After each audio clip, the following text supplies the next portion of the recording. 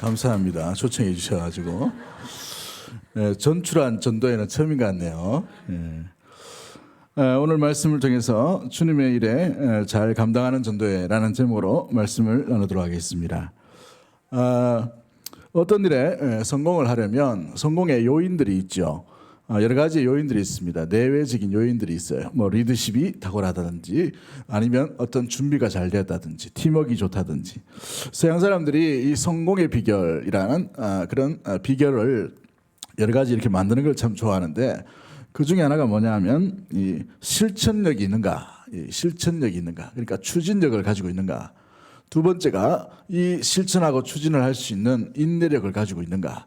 이게 실천하려고 하면 꾸준하게 해야 되잖아요, 그렇죠? 여러분 꾸준한 게 실력인데 꾸준한 걸 잘 못하는 사람들이 참 많아요, 그렇죠? 그리고 이 꾸준한 것 가운데 또 꾸준함만 있으면 되는 게 아니고 마지막 세 번째로 이야기하는 게 평화입니다. 평화롭게 하는가. 그러니까 추진력을 가지고 잘 견디고 평화롭게 평안을 가지고 하는가. 그게 세상 사람들이 이야기하는 성공의 요소, 3대 요소다 이렇게 얘기합니다. 우리 주의 일을 하는데도 주님의 일을 누구나 다 잘 감당하기를 원해요. 그죠? 오여전도회 맞죠? 전출한 여전도회. 우리 주의 일을 감당할 때도 뭐 하는 김에 잘 하기를 원해요. 좋은 열매를 맺기를 원하고 아름다운 열매를 맺기를 원합니다. 주님의 일을 하는데도 잘 감당하기 위해서는 여러 가지 요인들이 준비되어야 되는 것을 보게 됩니다. 그 가운데 사도 바울은 고린도 후서를 통해서 고린도 교회에다가 주의 일에 대해서 주님께서 주시는 참된 아름다운 일을 어떻게 하면 잘 감당할 수 있는지에 대해서 우리에게 설명하고 있는 것을 보게 됩니다. 그래서 오늘 본문을 통해서 주의 일을 잘 감당할 수 있는 전도회, 또한 우리 교회가 되어서 주님 앞에 더욱더 탁월하게 쓰임받는 은혜 우리 귀한 믿음의 모든 가족들 되기를 주의 이름으로 간절히 축복합니다. 자, 그렇다면 어떻게 주님의 일을 잘 감당할 수 있을까요? 우리 1절 말씀 한번 읽어봅니다. 1절 말씀 같이 봅니다. 시작. 저로서 너희를 권하노니 하나님의 은혜를 헛되이 받지 말라. 그렇습니다. 우리가 처음으로 집중을 해야 될 게 뭐냐면 하나님의 은혜를 올바르게 받는 게 중요합니다. 한번 따라하겠습니다. 하나님의 은혜를 올바르게 받읍시다. 여러분 오늘 본문에 보면 헛되이 받지 말라라고 되어 있죠. 올바르게 받아야 된다라는 것을 의미하고 있어요. 은혜는 받기도 하지만 은혜를 쏟아버릴 수도 있기 때문에 그런 것이죠. 여러분 은혜를 올바르게 받는다, 은혜를 쏟지 않는다, 또 은혜를 헛되이 받지 않는다. 어떤 의미를 가지고 있을까요? 우리가 하나님께서 날마다 우리에게 새로운 은혜 주시고 또 순간순간마다 놀라운 은혜를 주시는 줄 믿습니다. 주일 때마다 은혜 받고 또 평일 가운데 하나님께서 은혜 베풀어 주시고 은혜를 전혀 안 받은 얼굴이신 것 같은데 우리 옆에 분 한번 째려보지 마시고 한번 인사하도록 하겠습니다. 은혜를 많이 받은 얼굴이네요. 은혜가 충만합니다. 그래, 우리에게 하나님이 놀라운 은혜를 주셨어요. 우리가 호흡하는 것 자체가 은혜고 또 우리 교회에 이렇게 예배 드린 것 자체가 은혜고 우리 나가보면 얼마나 더워요, 그죠? 이 무더운 땡볕에 제일 더운 시간에 제일 시원한 장소 이렇게 있으니까 얼마나 은혜입니까? 호흡하는 것 자체도 은혜고 우리 옆에 있는 사람 함께 있는 것도 은혜고. 그래서 한 번 더 인사합니다. 제 옆에 앉아주셔서 감사합니다. 우리 하나님은 놀라운 은혜를 매일매일 순간순간마다 베풀어 주시는 줄 믿습니다. 특별히 제일 큰 은혜가 뭐예요? 십자가의 은혜이죠. 하나님께서 구원해 주시는 은혜를 우리가 간직하고 있다는 것입니다. 오전에도 말씀을 드렸지만 우리 하나님께서 우리에게 복을 주시지 않는다 하더라도 우리는 순종해야 되고 복을 주시지 않는다 하더라도 우리는 감사해야 됩니다. 왜요? 아들을 우리에게 주셨기 때문인 줄 믿습니다. 그 아들 때문에 우리는 감사할 수 있고 그 은혜를 인하여서 우리가 잊지 말아야 되는 이유가 바로 여기에 있는 것이죠. 그런데 유감스럽게도 많은 사람들이 은혜를 올바르게 받지 못하고 은혜를 헛되이 받고 또 은혜를 쏟아버릴 때가 있기 때문에 그런 것을 보게 됩니다. 그러므로 주의 일을 잘 감당하려면 은혜를 쏟지 말고 은혜를 올바로 간직하고 유지하는 것들이 필요해요. 좀 전에 우리 서양 사람들이 얘기했던 성공의 비결이 인내라고 얘기했죠. 꾸준하게 잡는 것. 여러분 이 꾸준하게 되어야 실력이 늡니다. 저는 뭐 탁구를 잘 치는 건 아니지만 한 5부 밑에서 6부 사이 왔다 갔다 합니다. 예, 그 정확하게 배운 건 아닌데 우리 이영순 집사님 잘 친다 그러던데 모르겠어요. 한번 시합을 한번 해봐야 되겠지만 아무튼 이 탁구를 치더라도 탁구를 처음 치면 공을 이렇게 넘기는 게 잘 돼야 돼요. 공을 넘기면 계속 이걸 연습해야 된단 말이죠. 이게 안 되면 실력이 안 돼요. 자세도 마찬가지죠. 그래서 어떤 코치는 이 목에다가 끈을 묶어가지고 이 손을 이렇게 넘어가지 않도록 꼭 잡아요. 이렇게 해서 계속 이렇게 연습을 하라고 합니다. 목에 딱 묶어버린단 말이죠. 이게 유지가 되어야 공을 잘 넘기게 수 있어요. 집에 가서 또 집에 묶어가지고 또 탁구 연습하지 말고 이렇게 잘 넘겨야 됩니다. 이게 안 되면 다른 게 안 돼요. 이게 계속해서 유지되어야만 실력이 느는 것이죠. 여러분 은혜도 마찬가지입니다. 은혜를 간직하고 난 뒤에 꾸준하게 붙들어야 돼요. 이 은혜가 어찌 보면은 여러분 마귀 사탄은 우리 은혜를 받기를 원할까요? 아니면 은혜를 쏟아버리기를 원할까요? 당연해요. 기가 막히게 합니다. 대구 동성교회 은혜 받았다는 거 기가 막히게 알아요. 그렇기 때문에 우리의 빈틈, 우리의 연약함을 안단 말이죠. 그런데 이 은혜를 쏟지 않고 꾸준하게 간직하도록 우리가 그게 실력이에요. 은혜 많이 받았습니다. 어느 세미나 가서 은혜 많이 받았습니다. 아니면 부흥회 가서 은혜 많이 받았습니다. 이게 실력이 아니에요. 하나님은 순간순간마다 우리에게 은혜를 베풀어 주시거든요. 그런데 중요한 것은 그게 실력이 되려면 꾸준하게 붙들어야 돼요. 꾸준하게 그 은혜를 간직해야 된다는 것이죠. 한 1년, 2년, 3년, 어찌 보면 10년 그 은혜를 간직하고 쏟지 말아야 한다는 사실입니다. 자, 그렇지만 우리에게 중요한 것은 그 은혜를 바로 알고 바로 간직하고 바로 붙들고 바로 유지할 수 있는 평정심이 굉장히 중요한 모습들 가운데 있게 되면 그렇습니다. 주님은 우리에게 날마다 은혜를 베주시는데 은혜를 유지하지 못하면 은혜의 이 통에 우리가 어떤 통이라고 생각해 보십시오. 구멍이 하나 뚫려 있어요. 그러면 그 구멍 수준밖에 우리는 성장하지 못해요. 자라가려야 자라갈 수가 없다는 말이죠. 구멍이 저 위에 있으면 은혜가 쭉 채워져서 거기까지는 되겠죠. 우리가 자라려면 그 구멍이 빨리빨리 이렇게 극복할 수 있게끔 메꿔놓고 난데 쭉 이렇게 올라가는 그런 수준들이 되어야 되는 것을 보게 됩니다. 그러므로 우리에게 중요한 것은 은혜 위에 굳게 서는 것들이 굉장히 중요하죠. 베드로전서 5장 12절 말씀에 이런 말씀이 있어요. 내가 친실한 형제 이 실로 안으로 말미암아 너에게 간단히 써서 권하노니 이것이 하나님의 참된 은혜임을 증언하노니 너희는 이 은혜에 굳게 서라라고 되어 있어요. 은혜에 어떻게 서라고요? 굳게 서 있는 것이 유지하는 것입니다. 여러분 은혜에 날마다 굳게 서 있는 믿음의 모든 가족들 되기를 주의 이름으로 간절히 축복합니다. 은혜에 서 있어야 마귀 사탄이 우리가 넘어진 것들에 대해서 다시는 습관적으로 우리를 침범하지 못하게 되어 있어요. 그 부분에 분명한 우리가 서 있는 은혜 가운데 굳게 서는 믿음의 전도회와 주의 몸된 교회가 되기를 주의 이름으로 간절히 축복합니다. 그렇습니다.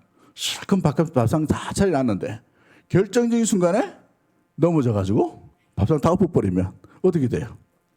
못 먹습니다. 주워 담으려 해도 주워 담을 수 없는 거예요. 은혜의 밥상, 은혜의 준비된 것 항상 잘 간직할 수 있는 믿음의 모든 가족들 되기를 주의 이름으로 간절히 축복합니다. 여러분 우리 작심 3일이라고 되어 있죠. 은혜 시큰 받고 나고 내려오면 3일 만에 다 잊어버리는 거. 그렇죠? 우리 정교인 수련회도 은혜 많이 주셨어요. 아이들도 마찬가지고.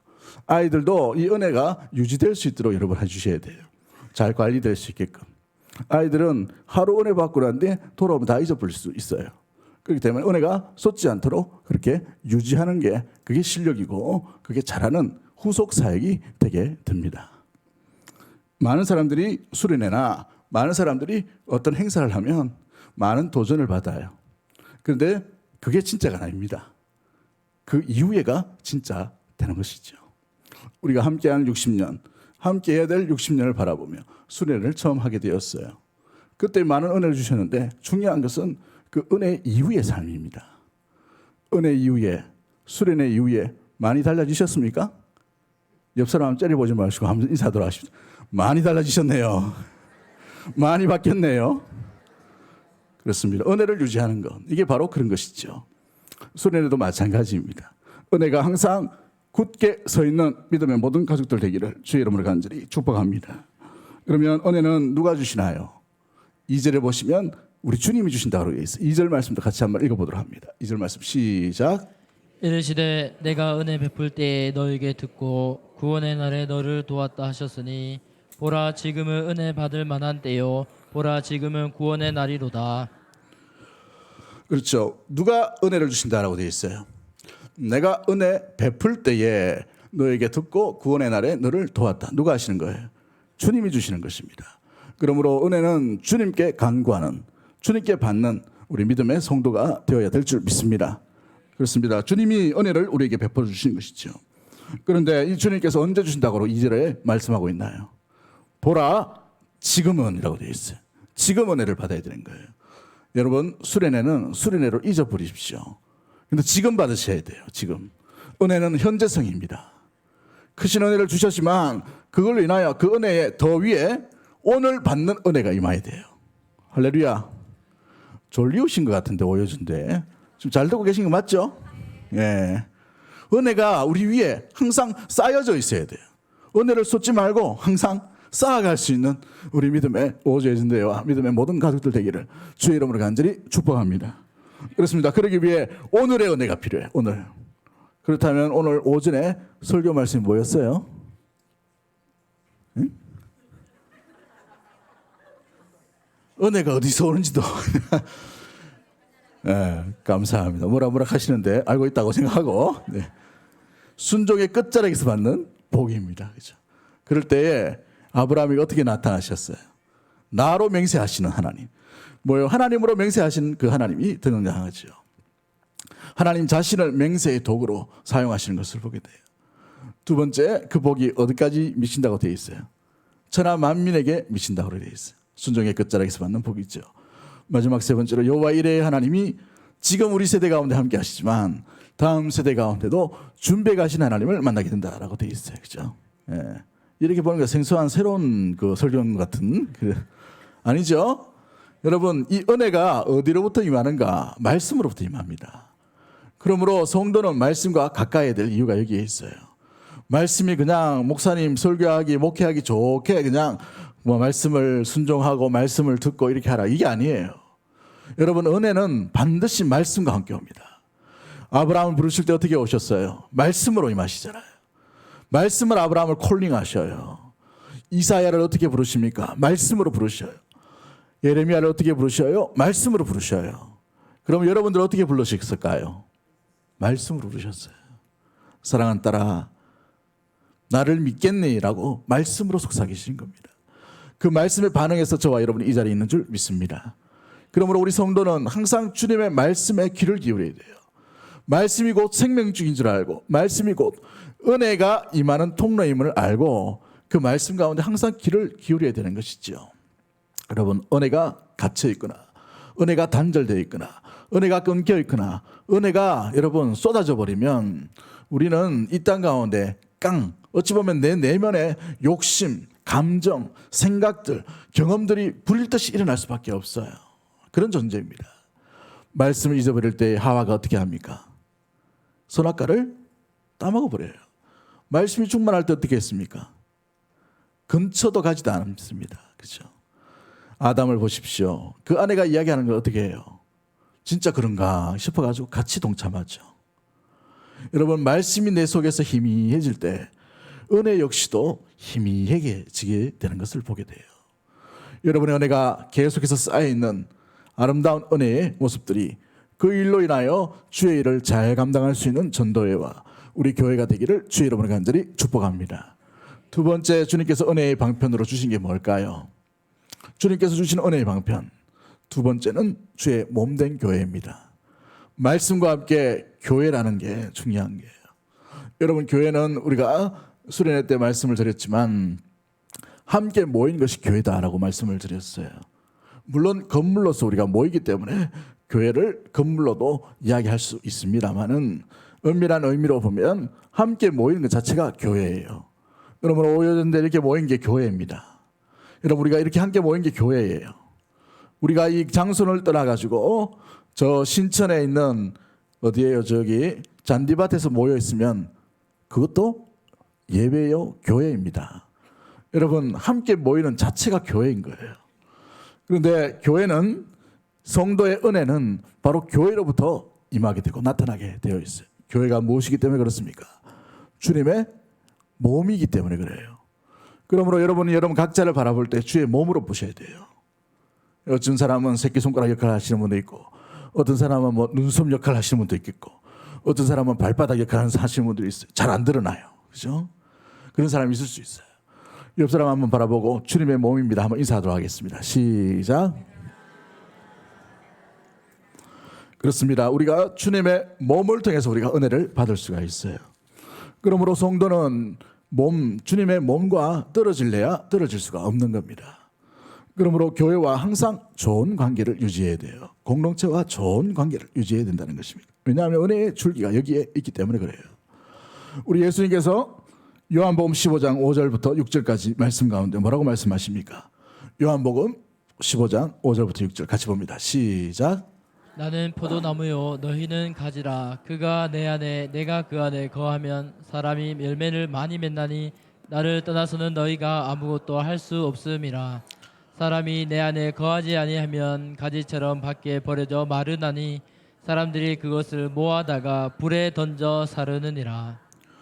그렇습니다. 여러분 여기에서 예수님께서 교회에 대한 원리를 말씀하시죠.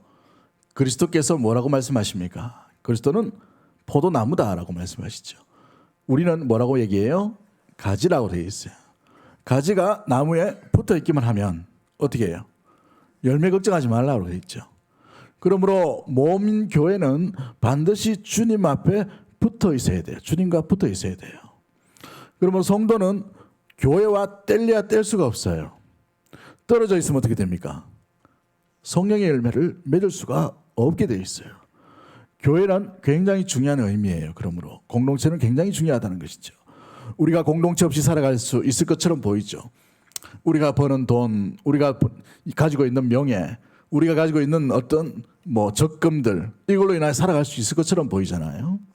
그런데 성도는 주님과 뗄래야 뗄 수 없는 관계처럼 성도는 교회와 뗄래야 뗄 수가 없는 관계입니다. 여러분 신앙관, 특히 교회관을 바르게 가질 수 있는 믿음의 모든 가족들 되기를 주의 이름으로 간절히 축복합니다. 떨어져 있으면 여러분 열매를 맺을 수가 없어요. 포도나무에 가지가 붙어 있어야만 열매를 맺을 수 있다고 되어 있어요. 가지의 고민은 열매 맺는 데가 아니에요.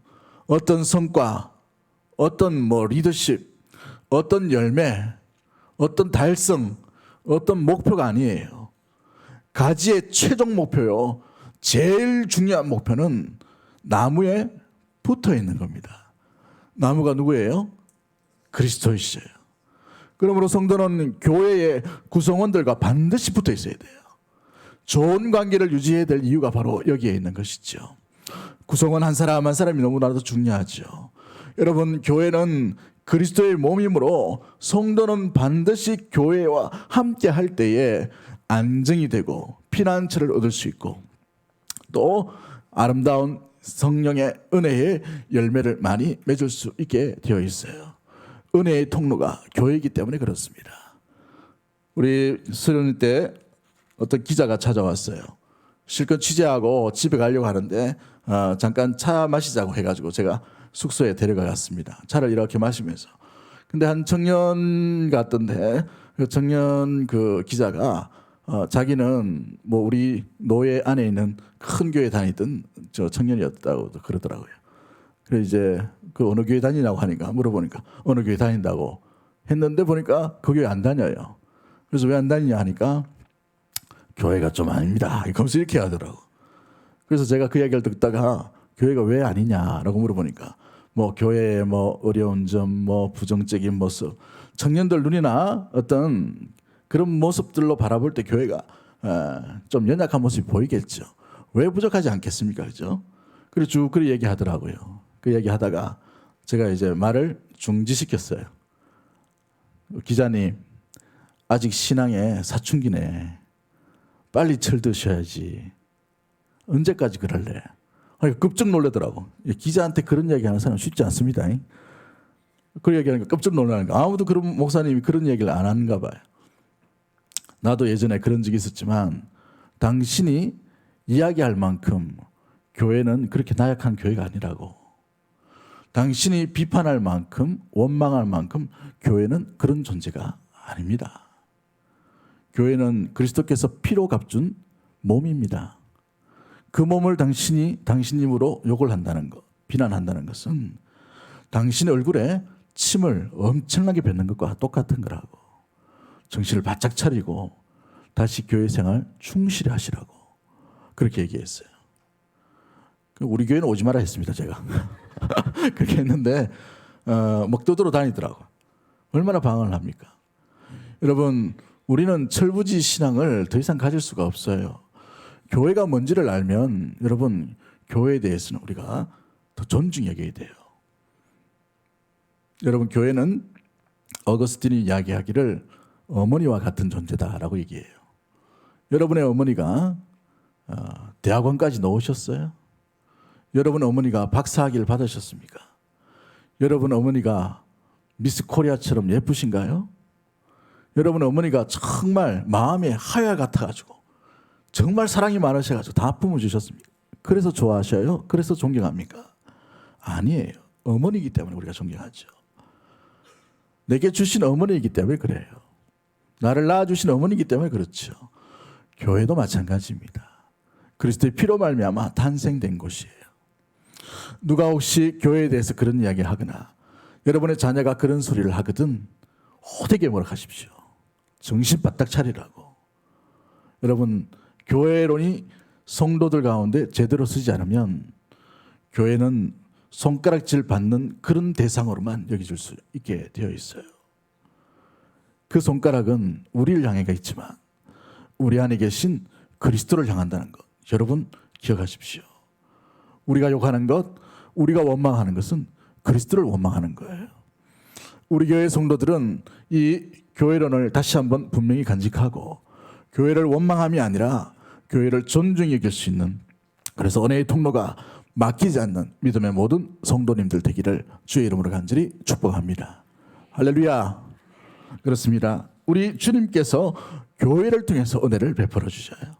그렇다면 주의 일을 잘 감당하기 위해 두 번째 우리가 기억해야 될 것이 뭘까요? 첫 번째는 뭐라고 되어 있죠? 은혜를 헛되이 받지 말고 올바르게 받자, 유지하자. 이게 중요하죠. 유지하기 위해서 여러 가지가 필요하겠지만 두 번째, 우리가 이 은혜 또한 주님께서 주신 일을 잘 감당하기 위해, 아름답게 감당하기 위해 중요한 것은 3절 말씀입니다. 3절 말씀 같이 봅니다. 시작. 우리가 이 직분이 비방을 받지 않게 하려고 무엇이든지 아무에게도 거리끼지 않게 하고. 그렇습니다. 주의 일을 잘 감당하기 위해 이 직분이 비방받지 않도록 해야 됩니다. 직분이 비방받는다. 이것은 그리스도의 얼굴을 영광을 가리게 되는 일들이 일어나게 되는 것이죠. 여러분, 이 직분은 욕먹는 직분이 되면 안 돼요. 그리스도께서 욕먹는 것과 같은 겁니다. 여러분은 담임 목사가 여러분의 어떤 위치를 임명을 하죠. 그런데 의미는 담임 목사가 하는 게 아니고 그리스도께서 하시는 거예요. 그러면 어떤 전도회, 어떤 직분, 어떤 권사, 어떤 집사, 어떤 장로, 이 모든 것은 주님의 손과 발이 되셔야 되는 겁니다. 여러분의 일하는 것이 주님을 대신하는 일이에요. 제가 그 수련회 때 둘째 날 새벽인지 셋째 날 새벽인지 모르겠지만 그 예화를 하나 든 적이 있어요. 어느 프랑스 마을에 폭격을 당해가지고 그 자랑스러운 예수의 상이 완전히 박살났는데 마을 주민들이 그 상에 대해서 다시 짓자 아니면 조립하자 이런 찬반 의견이 나눠지게 됐죠. 그러다가 너무 아름다운 상이기 때문에 조립해서 다시 마을 중앙에 갖다 놓자라는 의견이 앞서게 되었어요. 그래서 한참 조각을 모아다가 상을 딱 만들었어요. 그런데 뭐가 없었다고 했죠? 다 조립했는데 어떻게 서백에 참석을 안 하셨나? 둘째 날 그 교회론 얘기할 때 얘기한 것 같은데 손만 없는 거예요. 손만. 그래서 아무리 찾아봐도 손이 없어요. 그래서 이제 큰일 났다 싶어가지고 마을 사람들이 다시 모여가지고 회의를 합니다. 다시 헐고 다시 지어야 되겠다 이렇게 하는데 한 지혜로운 노인네가 아이디어를 내요. 그 아이디어를 내고 만장일치로 채택이 됩니다. 그 아이디어가 뭐냐면 그 상 밑에다가 조그마한 글자를 새겨놓는 거예요. 그 글자가 뭐냐면 나에게는 팔이 없지만 너에게는 팔이 있으므로 너희가 나의 팔이 되어달라. 여러분 우리는 세상을 나아갈 때 그리스도의 손과 발이 되셔야 됩니다. 이 직분이 바로 그런 영광이 있는 것입니다. 우리 오여전대회가 있고 또 우리 많은 기관들이 있지만 우리는 주님의 손과 발로서 그 직분을 감당하는 존재인 줄 믿습니다. 그러기에 이 직분이 비방받지 않도록 하셔야 돼요. 생김새 또 어떤 말들 또 어떤 행동들 우리의 마음들 이 모든 것이 주님의 영광을 위해 사용되는 손과 발이라는 사실을 우리는 기억해야 하는 것이죠. 오늘 본문에 나오는 3절에 거리끼다라는 말이 있죠. 이 거리끼다라는 말은 방해가 된다라는 의미를 가지고 있어요. 말썽이 되다라는 뜻을 가지고 있다는 것이에요. 내가 받은 직분 때문에 다른 사람이 그 마음 가운데 그 내면 가운데 공동체가 또 이웃이 손해보지 않도록 또 그 직분이 주님의 영광을 가리지 않도록 그런 행동을 해야 한다는 사실이죠. 여러분이 전도회로 있는 동안에 여러분의 직분이 주님 앞에 영광이 되기를 주 이름으로 간절히 축복합니다. 우리가 받은 직분 때문에 1년, 2년을 받을 수도 있어요. 우리 평생 받을 수 있겠죠. 그런데 그 직분을 인하여 주님 앞에 영광이 되는 직분으로 끝까지 주님 앞에 쓰임받는 우리 직분으로 하여금 주님 앞에 영광을 가리는 것이 아니라 영광된 직분으로 끝까지 남는 믿음의 모든 가족들 되기를 주 이름으로 간절히 축복합니다. 그러기 위해서는 우리는 우리의 내면, 우리의 생각, 우리의 말, 우리의 행동이 더 주의를 기울여야 되는 것이죠. 내 개인적인 인격, 내 어떤 인격의 고상함 이것 때문에 우리가 어떤 절제를 하거나 그렇지 않아요. 그리스도인들의 삶은 주님께 영광이 되는가, 주님께 유익이 되는가, 그리스도의 공동체에 덕이 되는가 이걸 항상 생각하셔야 돼요. 여러분 개인적인 신앙생활을 하면 내 마음대로 다 알고 있죠. 내 마음대로 다 하고 싶어요. 그렇죠? 우린 그렇지 않습니다. 교회로 모였기 때문에 나의 말, 나의 눈, 나의 손, 나의 마음, 내 행동, 내 발걸음이 모든 것이 덕스러워야 돼요. 주님 앞에 주님의 영광을 먼저 생각해야 되는 것입니다. 그러므로 성숙한 주의 일을 잘 감당하는 성도, 주의 일을 탁월하게 감당하는 전도회가 되려면 먼저 주의 영광을 생각하는 직분의 개념을 가지고 계셔야 됩니다. 뭐 1년만 하고 차 아프지 뭐, 그죠? 이게 아니에요. 단 6개월이라도, 단 하루라도 주님 앞에 영광이 되는가? 여러분 교사나 또 때로는 우리 설거지하거나 우리 주차 봉사할 때 여러분 너무 힘들어요. 오늘도 보니까 여기 나가 보니까 주차하는데 이 40도가 넘겠더라고 보니까 얼마나 힘들겠어요. 그 관리하고 뭐 이렇게 내리고 이렇게 하는 거죠. 근데 숨겨진 그 자리 그리스도의 손과 그리스도의 발로서 아름다운 감당을 하는 것입니다. 그 일 가운데 저와 여러분이 주님 앞에 영광이 되는 직분으로 계속 쓰임 받게 되기를 주의 이름으로 간절히 축복합니다. 여러분 어느 책에 이런 책이 있어요. 이 은혜를 유지하고 직분에 방해가 갖지 않으려면 말과 행실과 마음에 은혜를 유지함이 필요하다. 그렇죠? 여러분 한번 잘 보십시오. 거짓말하지 마라. 남을 미워하면 안 된다. 남을 때리면 안 된다. 싸우면 안 된다. 질서를 유지해야 된다. 욕하면 안 된다. 어디에서 배워요? 에? 대학원에서 가르쳐 줍니까? 어디서 배워요? 집하고 초등학교하고 우리 때는 뭐 유치원이 별로 없었기 때문에 유치원에서 이렇게 배웁니다. 요즘은 이걸 이제 주목했던 목사님 한 분 계셔요. 목사님이자 동화 작가이자 유치원 교사인 이름이 로버트 풀검이라는 사람이 있어요. 그분이 이렇게 말합니다. 자신의 경험과 이웃들의 소박한 삶을 캐내서 내가 알아야 될 모든 것은 유치원에서 배웠다. 이렇게 이야기를 하고 있어요. 그분이 그 글에 이렇게 되어 있어요. 내가 알아야 될 것은 모든 것이 유치원에서 배웠다 얘기하면서 지혜는 대학원이라는 산 꼭대기에서 배우는 게 아니고 유치원이라는 모래상자에서 배워갑니다. 여러분, 지혜라는 것이 대학원에서 결코 가르쳐 줄 수가 없어요. 생활의 지혜, 삶의 지혜, 기본적인 에티켓, 기본적인 삶의 방향들, 이것이 어디에서 이루어지냐면 가정이나 유치원이나 초등학교에서 이루어지는 수준이란 말이죠. 여러분, 이것이 되어야만 저 지혜롭게 뭔가 학문을 할 수 있는 대학원을 하더라도 박사를 받더라도 그 학문이 사람을 살리고 남을 유익히 되는데 아름답게 쓰임받게 되는 것입니다. 사랑하는 성도 여러분, 우리의 직분이 주님께서 주신 기초적인 은혜를 부여받고 간직함으로 말미암아서 그리스도의 영광뿐만 아니라 공동체의 유익으로 아름답게 사용되어져서 주의 일을 탁월하게 감당할 수 있는 우리 오여전대회와 믿음의 모든 가족들 되기를 주의 이름으로 간절히 축복합니다. 그렇습니다. 야고보서 1장 26절에 뭐라고 되어 있는지 한번 보십시오. 야고보서 1장 26절. 누구든지 스스로 경건하다 생각하며 자기 혀를 제갈 물리지 아니하고 자기 마음을 속이면 이 사람은 경건은 어떤 것이다라고 되어 있어요. 헛것이다라고 되어 있죠. 여러분 굉장히 유의해야 됩니다.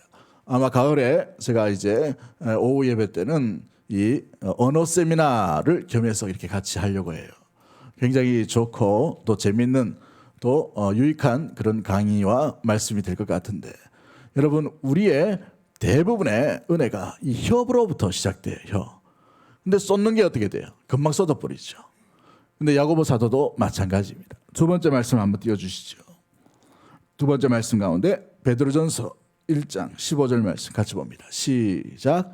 오직 너희를 부르신 거룩한 이름처럼 너희도 모든 행실에 거룩한 자가 되라. 여러분 우리가 모든 일에 거룩할 수 있어요, 없어요? 잘 어려워요. 힘들어요. 그렇죠? 그런데 사도 베드로는 모든 일에 거룩하도록 노력하라. 그런 자가 될 것을 명령하고 있다는 것이죠. 목적은 그 방향이라는 겁니다. 오늘 실수하고 오늘 넘어진다 하더라도 우리의 모든 행실은 거룩의 방향이 되어야 한다는 사실이죠. 우리 오여전대와 우리 믿음의 모든 권속들이 모든 행실이 거룩한 방향이 되기를 주의 이름으로 간절히 축복합니다. 세 번째 말씀 한번 띄워주시죠. 요한계시록 19장 8절 말씀 같이 봅니다. 시작. 그에게 빛나고 깨끗한 세마포 옷을 입도록 허락하셨으니 이 세마포 옷은 성도들의 옳은 행실이로다 하더라. 하나님께서 우리를 부르시는 저 하나님 나라의 천상에서 이루어지는 아름다운 모습이에요. 말씀을 띄워주셔요. 이 말씀 가운데 어떻게 되어 있습니까? 우리 하나님께서 성도를 이렇게 부르시고 난 뒤에 어떻게 하셔요? 옷을 바꿔주시죠. 어떤 옷을 입도록 허락하십니까? 세마포 옷을, 세마포. 세마포 옷이 뭐냐면 하얀색 아주 정결한 제사장들이 입는 그런 옷이에요. 우리 성막 그 전시회라는 데 가보셨죠? 우리 권찰들 같이 저하고 갔는 것 같은데 안 갔습니까? 3번만 간 것 같네. 한 번 더 가야 되나? 이렇게 거기 가보면 제사장들이 입는 하얀 옷이 있어요. 그 옷은 함부로 입는 옷이 아닙니다. 특별한 의미가 있는 옷이죠. 거룩의 의미입니다. 그런데 하나님께서 모든 성도들 주님의 이름으로 고통당하고 주님의 이름으로 박해당하고 주님의 이름으로 견디고 주님의 이름으로 여러 가지의 수고와 애쓰름 가운데 있었던 그 수고를 마친 성도들이 주님 나라 입성했을 때에 그 성도들을 하나하나 안아주시고 그 성도들의 옷을 벗기셔가지고 천상의 옷, 거룩한 옷으로 이렇게 입혀주시는 거예요. 근데 그 옷의 의미가 뭐예요? 성도들의 옳은 행실이로다라고 했어요. 거룩의 옷인 거예요. 거룩의 행실로 바뀌어 입는 것이 세마포 옷인 것입니다. 우리가 이 땅에서, 우리 가정에서, 우리 교회에서 또한 이웃 가운데 연습해야 될, 입어야 될, 추구해야 될, 바라봐야 될 아름다운 옷의 모습들인 거예요. 여러분 옷 100만 원짜리, 200만 원짜리 이게 우리의 자랑이 아니라 옳은 행실, 거룩한 행실로 입는 옷으로 말미암아 사모하는 믿음의 모든 가족들 되기를 주의 이름으로 간절히 축복합니다. 이것이 바로 비방받지 않는 직분의 아름다운 모습인 것이죠. 마지막 세 번째로 우리가 바라볼 수 있는 것이 뭡니까? 우리 4절 이하인데 4절만 우리 한번 읽어봅니다. 4절 말씀 시작. 오직 모든 일에 하나님의 일꾼으로 자천하여 많이 견디는 것과 환난과 궁핍과 고난과 그렇죠. 여러분 오늘 4절 말씀에 일꾼으로 자천하여라고 되어 있어요. 자천한다는 말은 뭐예요? 스스로 원해서이죠. 여러분 예수 믿는 것은 스스로 원해서 믿는 거예요. 주님께 부름받은데 주의 일을 감당하는 것은 자원해야 되는 것입니다. 자원할 때에 내 이름 높이 세워지는 거, 내 이름 영원 무릇으로 막 새겨지는 거, 여기에 자천하는 것이 아니고 우리가 자천해서 나가야 될 방향이 어때요? 4절 말씀에 뭐라고 되어 있습니까? 많이 견딘 것과 이렇게 되죠. 첫 번째가 많이 견딘 것과 우리가 자원해야 될 곳이에요. 우리 오여전대가 제일 많이 자원할 수 있게 되기를 주의 이름으로 간절히 축복합니다. 많이 견디는 것, 이것이 우리가 나가야 될 것이에요. 또 두 번째 뭐예요? 환난과 궁핍과 고난과 매맞음과 또 갇힘과 난동과 수고로움과 자지 못함과 먹지 못함 가운데서도 깨끗함과 지식과 오래 참음과 자비와 성령의 감화와 거짓 없는 사랑과 진리의 말씀과 하나님의 능력으로 이렇게 되어 있어요. 여러분 이 고난받고 매맞고 견디고 이것까지는 괜찮은데 여기에서 물러서지 아니하고 뭐예요? 또 온전한 마음, 거룩한 말씀, 또 진리의 말씀을 붙들고 여러분 굉장히 힘든 모습들을 보게 돼요. 그렇습니다. 성도로서 하나님 일을 잘 감당하기 위해서 은혜에 대한 대가가 필요하다는 겁니다. 대가를 치러야 돼요. 그리스도께서는 우리를 구원하시기 위해 생명이라는 대가를 치러 주셨습니다. 우리는 그리스도를 본받는 자인 줄 믿습니다. 그리고 우리의 대가도 있어야 되는 거예요. 여러분 직분을 가지면 직분의 대가가 있어야 돼요. 여러분 어떤 봉사를 하면 봉사에 대한 직분 또한 그 대가가 반드시 필요한 것이지요. 대가는 가벼운 것이 아니에요. 오늘 사도 바울은 가장 먼저 얘기하는 게 많이 견딤과 매맞음과 고난과 환난과 가난과 수고로움과 이런 것들이었어요. 여러분은 어떤 것들로 대가를 채우려고 하십니까? 부귀와 자랑과 인정과 드러남과 나타남에 대한 대가를 치르려고 하십니까? 우리의 대가는 그리스도께서 치르신 십자가를 향해 달려가는 그러한 대가가 되어야 될 줄 믿습니다. 할렐루야. 여러분 그 대가를 치를 각오를 하는 것이 직분자요. 하나님의 일을 감당하는 것이죠. 저는 평균 하루에 10시간 정도 자리에 앉아요. 그래가지고 허벅지가 너무 아픕니다. 쥐도 나고 이렇게 운동도 좀 하고 해야 되는데 설교 잠깐 준비하는데 3시간씩 흘러pu고 예화 하나 잠깐 찾는데 한 2시간씩 흐르고 이래요. 근데 너무 감사하고 주일날이 기다려집니다. 부목사 때 느껴보신 그런 감정이에요. 저만 은혜 받나 보네. 감사합니다. 너무너무 기대가 돼요. 감사합니다. 수백 편의 설교를 참고합니다. 책은 한 4-5권 정도는 봐요. 좋은 설교가 있으면 정말 도전되면 제가 그대로 한번 해보려고 해요. 왜냐하면 그분이 주신 하나님의 은혜가 있기 때문에 그래요. 설교는 표절이 아니에요. 말씀이기 때문에 그래요. 개혁파의 설교는 개혁파 목사님들을 따라 그대로 하라 합니다. 굉장히 어려워요. 근데 그 말씀 자체가 옛날 한 100년, 200년 된 말씀들을 오늘날로 해석을 한다는 것은 굉장히 쉬운 일이 아니에요. 또 현대어로 이렇게 잘하신 분들도 있어요. 적용을 잘하시는 목사님도 있고 도입을 잘하시는 목사님도 있고 또 논지를 잘 정리하시는 분도 있고 근데 아무리 해도 우리 교회에 맞지 않는 게 있어요. 새롭게 해야 됩니다. 그건 제가 감수해야 되고 제가 이겨내야 되고 제가 또 머리를 짜며야 되는 거죠. 성도들 위해 또 기도하는 것도 마찬가지입니다. 여러분 성도들은 우리 주의 일을 감당할 때에 그 대가를 어떻게 치러야 될까 그걸 고민하는 것이 필요합니다. 그 대가가 뭐예요? 책임감에서 나오게 되는 것이죠. 엄마가 아이들에게 밥을 주기 위해 어떤 대가를 합니까? 이 무더운 여름에 불 옆으로 가야 되는 대가를 치러요. 밥솥에 밥을 돌리고, 요즘 전기밥솥 해가지고 너무 편하지만 반찬을 만들어야 되고 수고로움이 있어요. 우리 오늘 같은 날씨에 저 주방에 한번 들어가 보십시오. 떠 죽습니다. 얼마나 더워요. 아무리 선풍기 대형 갖다 놔도 앞에만 시원하고 너무너무 뜨거워요. 대가를 치르고 계시는 것이죠. 예.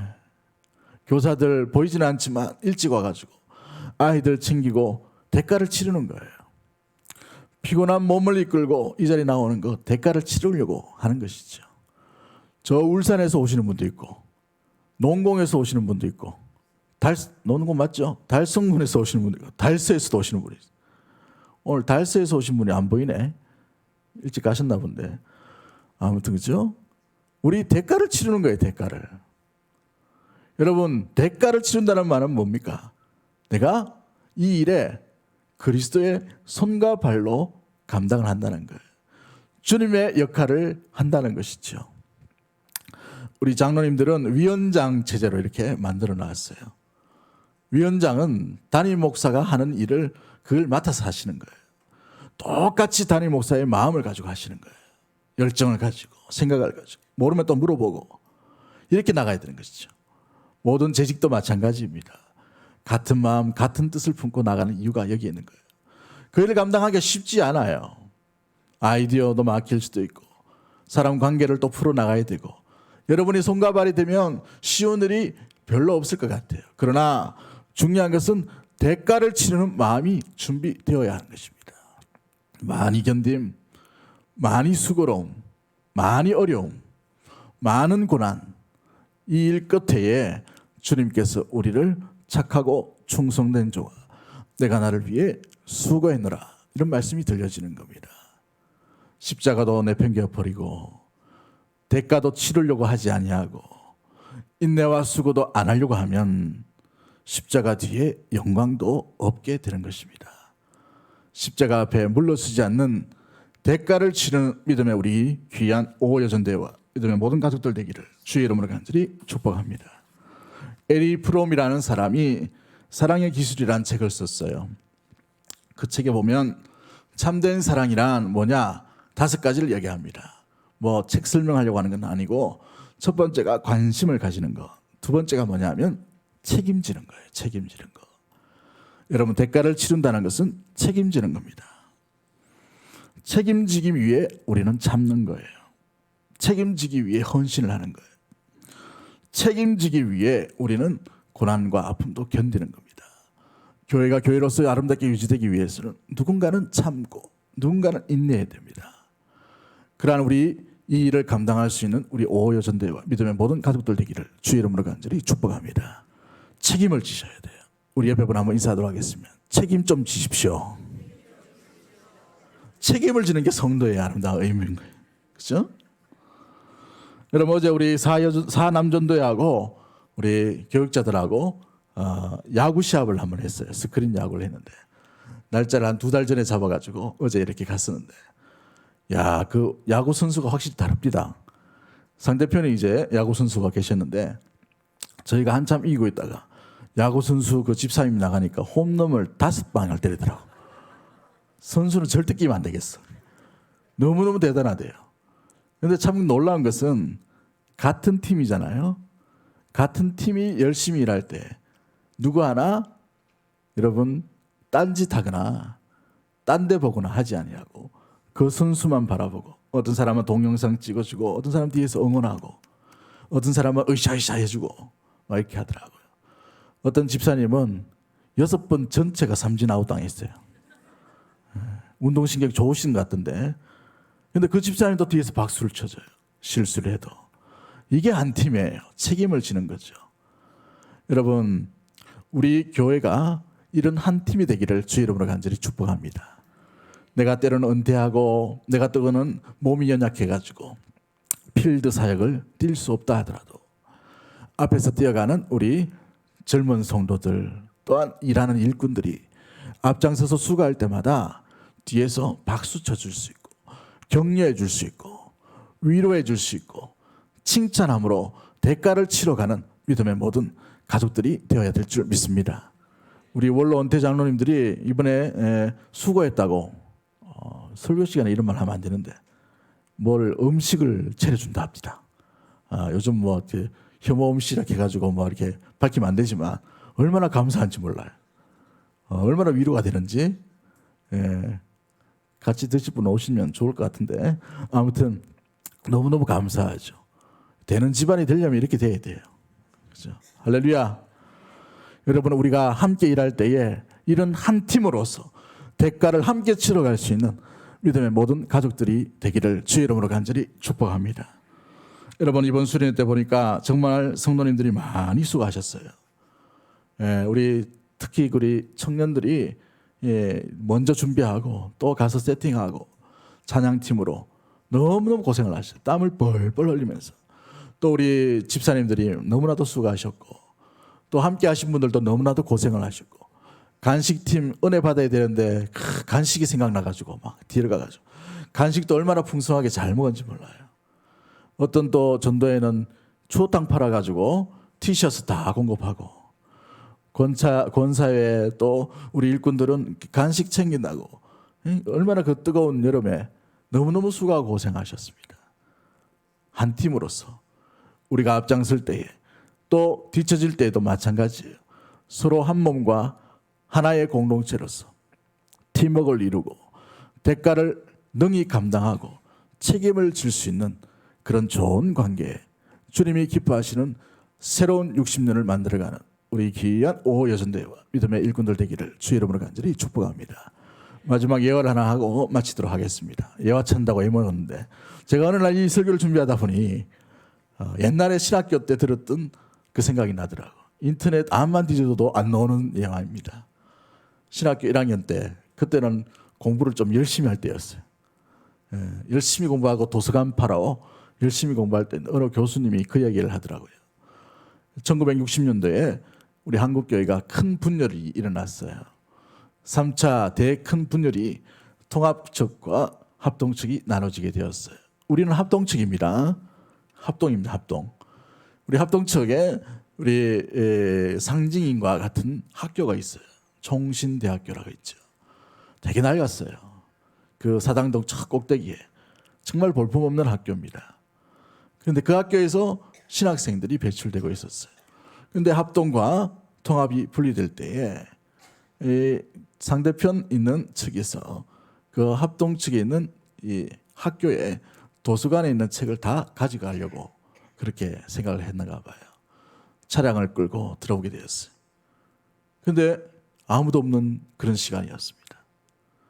아무도 없으니까 가져가기 얼마나 쉽겠어요. 근데 그걸 발견했던 그 학교의 수희 집사님이 온몸으로 막았어요. 절대 못 들어간다고. 이 책을 가져가면 젊은 전도사님들이 무슨 교육을 받을 수 있겠냐고. 여러분 그때는 책이 귀한 때였어요. 온몸으로 막았습니다. 문을 잠그기도 하고 문을 열면 또 다시 들어가는 것을 그 앞에서 책을 막 부여잡고 그래서 살아남은 책들이 지금 총신에 있는 책들이라고 합니다. 수이지만 그 학교를 책임지고 있어요. 대가를 치렀다는 거죠. 그래서 저도 그 책을 보고 공부를 할 수도 있고 지금도 마찬가지입니다. 주의 일을 잘 감당하기 위해서는 우리는 주님을 위해 대가를 치를 각오를 하셔야 돼요. 책임을 지는 일꾼들이 세워져야 되는 것이죠. 앞으로 향할 우리 60년은 정말 많은 책임을 감당할 수 있는 일꾼들이 많이 일어나게 되기를 주의 이름으로 간절히 축복합니다. 주의 일이라면 얼마든지 먼저 발벗고 나설 수 있는 대가를 치르고 그런 희생과 각오를 한 일꾼들이 세워져서 더 많은 헌신들, 더 놀라운 일들, 위대한 일 가운데 주님의 위대한 교회를 이루어나갈 수 있는 주님의 몸된 교회와 우리 전도회로 헌신하는 우리 전도회 믿음의 모든 가족들, 주님의 모든 식구들 되기를 주의 이름으로 간절히 축복합니다. 하나님 아버지